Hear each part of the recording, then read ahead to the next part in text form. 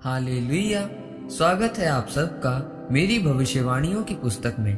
तो आइए हम आज के पवित्र वचन को पढ़ेंगे जो कि परमेश्वर के दास प्रेरित अंकुर यूसुफ नरुला जी के द्वारा लिखा गया है। चुनौती आपकी आशीष को लाती है, जैसा कि मत्ती की पुस्तक अध्याय 2 उसकी 13 आयत में लिखा है। उनके चले जाने के बाद प्रभु के एक दूत ने स्वप्न में यूसुफ को दिखाई देकर कहा, उठ उस बालक को और उसकी माता को लेकर मिस्र देश को भाग जा, और जब तक मैं तुझसे ना कहूँ तब तक वहीं रहना, क्योंकि हेरोदेस इस बालक को ढूंढने पर है कि उसे मरवा डाले। मेरे प्रियो, मसीह होने का मतलब ये नहीं है कि आपका जीवन हमेशा एक ही तरह चलेगा। अगर आपके जीवन में सुख है तो सुख ही रहेगा, या दुख है तो दुख ही रहेगा।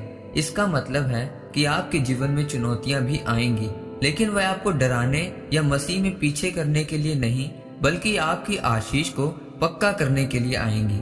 मेरे प्रियो, जब हम बाइबल में प्रभु यीशु मसीह के जन्म के बारे में पढ़ते हैं तो लिखा है कि जब प्रभु यीशु मसीह पैदा हुए थे, यानी जब वह छोटे बच्चे थे, तो उनके पिता को परमेश्वर के दूत ने कहा था कि इस बच्चे को लेकर मिस्र देश में चला जा, क्योंकि हेरोदेस राजा इस बच्चे को मारना चाहता है। बाइबल के अनुसार मिस्र का मतलब होता है कठिन जीवन, मुसीबतों और चुनौतियों से भरा हुआ जीवन। मेरे प्रिय, परमेश्वर ने यूसुफ के लिए यह चुनौतियां क्यों रखी? ताकि यीशु के माता पिता कभी ना रोएं, क्योंकि उनके मिस्र देश में चले जाने के बाद राजा हेरोदेस ने वहां के 2 साल से कम उम्र वाले सारे बच्चों को मरवा दिया था। परमेश्वर ने उनको इसलिए मिस्र में भेजा था ताकि प्रभु यीशु मसीह को उस मौत से बचाया जा सके। मेरे प्रियो, परमेश्वर ने प्रभु यीशु मसीह के माता पिता के जीवन में यह चुनौती उनको तंग करने के लिए नहीं, बल्कि उनको बचाने के लिए भेजी थी। आज हो सकता है कि परमेश्वर आपको आपके जीवन में थोड़ा सा पीछे करे या आपके जीवन में कोई चुनौती भेजे, पर वह आपको बीमार करने के लिए या मृत्यु देने के लिए नहीं, बल्कि जो मौत बैरी शैतान ने सोची है उससे बचाने के लिए होगी। आपकी आशीष को आपके जीवन में पक्का करने के लिए होगी।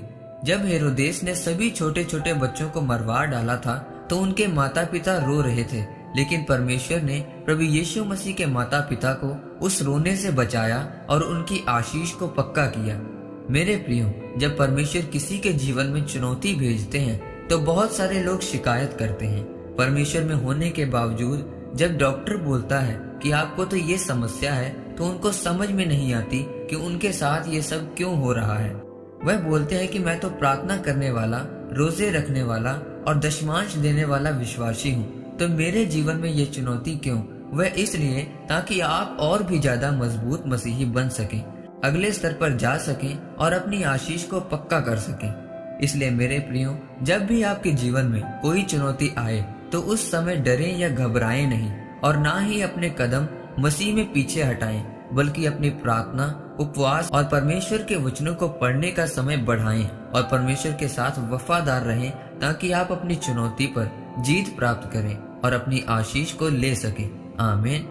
आइए परमेश्वर के दास के द्वारा लिखे गए इस अंगीकार को आप मेरे साथ एक मन होकर करें। सर्वशक्तिमान परमेश्वर, इस वचन के लिए मैं आपका धन्यवाद करता हूँ।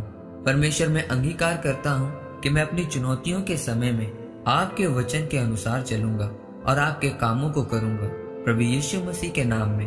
आमीन।